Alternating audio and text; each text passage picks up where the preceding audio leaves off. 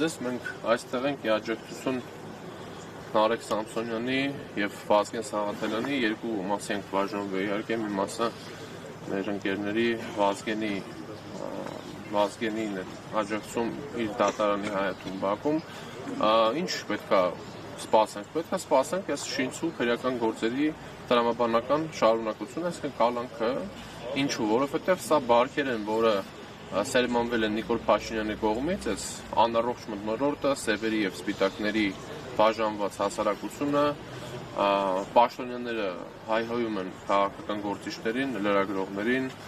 հասարակական, քաղաքական դերակատարներին, եւ սա անընդունելի է վիրավորանքը, քաղաքական դաշտում անընդունելի է քաղաքական ռեպրեսիաները, պետք է արձանագրենք, որ Հայաստանում չկա խոսքի ազատություն, որովհետեւ տասնյակ են այն մարդիկ, ովքեր խոսքի համար բանտարկվում են եւ Նարեկը ու Վազգենը այդ բանտարկյալների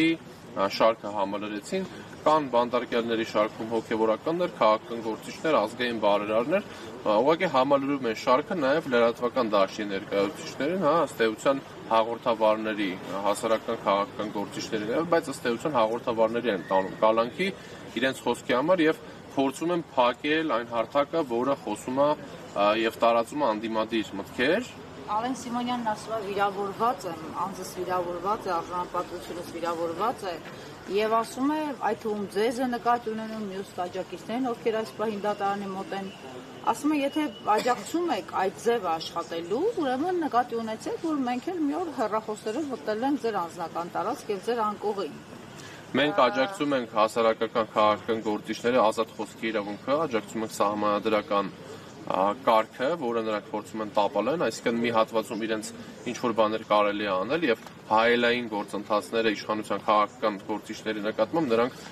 որակում են անընդունելի, նույն Ալեն Սիմոնյանը մարդկանց վրա թքելով, մարդկանց հայհոյելով խնդիրներ է փորձում լուծել, իհարկե դա անընդունելի է, դա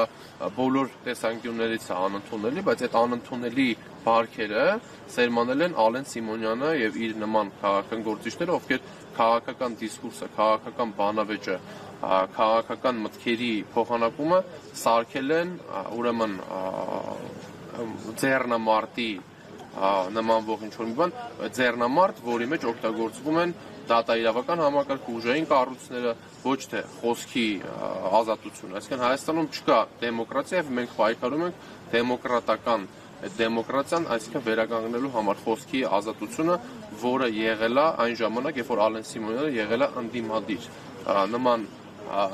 կտանքների երբեք նրանք չեն ենթարկվել, նրանք շատ խոսում են նախկին իշխանությունների մասին, նախկին իշխանության ժամանակահատվածում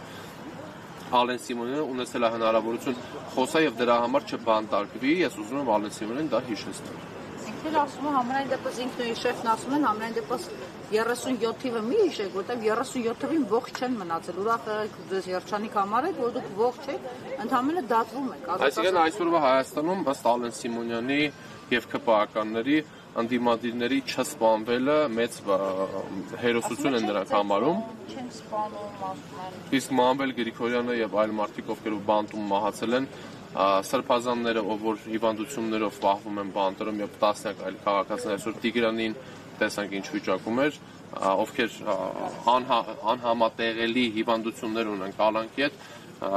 Ժորան Ավետիսյան Աղվանը Ժորան ասմայով էր բանտարկվել, Աղվան այլ հիվանդությամբ էր բանտարկվել, այդ ամեն ինչին նրանք ուշադրություն չեն դարձնում, նրանք բանտարկում են մարդկանց, ովքեր ընդդիմադիր են եւ ունեն ընդդիմադիր հայացքներ։ Ընդդիմադիր падգամավորը մոտավորապես 50 բերետավորի ձեռքով ծեծվում է եւ դա մարսվում է, իսկ ինչու՞ չպիտի մարսվեն այսպիսի գործողությունները։ Մարսելու չմարսելու մասով մեր կուսակցությունը օրակարգ է բերել կարևոր խնդիր, որը կլուծի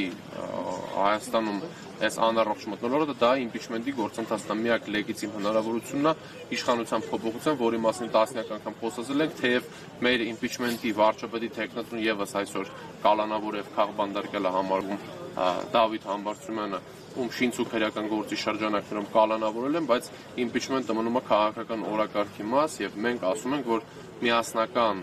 հարթակը, միասնական ճակատը կարող է ձևավորել փոփոխություն։ Սառեցված օրակարգ չի իրականում, եթե այս օրակարգի շուրջ չկա որևէ Եթե կոնսոլիդացիա չկա, եթե կոնսոլիդացիա չլինի, մենք ի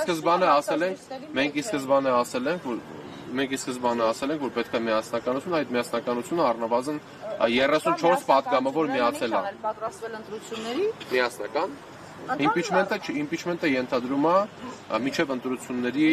փոփոխություն։ Չի մնացել մանավանդ չեն Եթե մենք պետք է այսպես Նիկոլ Փաշինյանը կարող է նաև արտահերթ չաթարճև կողմնորոշվել ու Եթե մենք պետք է շարունակենք գնալ Նիկոլ Փաշինյանի օրակարգով, մենք միշտ պարտություն ենք կրելու եւ այդ պարտությունները լինելու են շարունակական, եթե չփոխվի օրակարգը եւ ընդդիմությունը չձևավորի այն օրակարգը, որը ստիպի իշխանությանը գնալ իր օրակարգով, ոչ թե մենք գնանք Նիկոլ Փաշինյանի օրակարգով, ոնց որ դուք նշեցիք, ցավոք սրտի երկար ժամանակ ձևավորվում է այդ օրակարգը, թեև այսօր կարող են փաստել, որ օրակարգը փոխվել է եւ այդ փոխված օրակարգը ստիպել է Նիկոլ Փաշինյանը գնալ այս ջղաձգումներին, որովհետեւ երբ նախագահ Սերժ Սարգսյանի խոսքից հետո կալանքի տարան Նարեկին եւ Վազգենին եւ ըստ էության փոփոխությունը հենց դրանում է։ Եվ կարծում եք այդ հարցազրույցը կա որի տղաներից ակտիվ։ Ես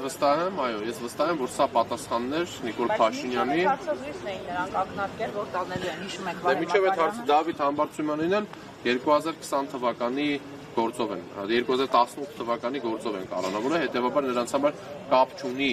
էությունը գործի, նրանց համար կապ ունի ժամանակը, թե երբ իրենք օգտագործեն այդ, այո։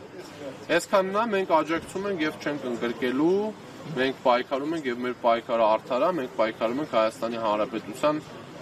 իրավունքների ինքնիշխանության համար։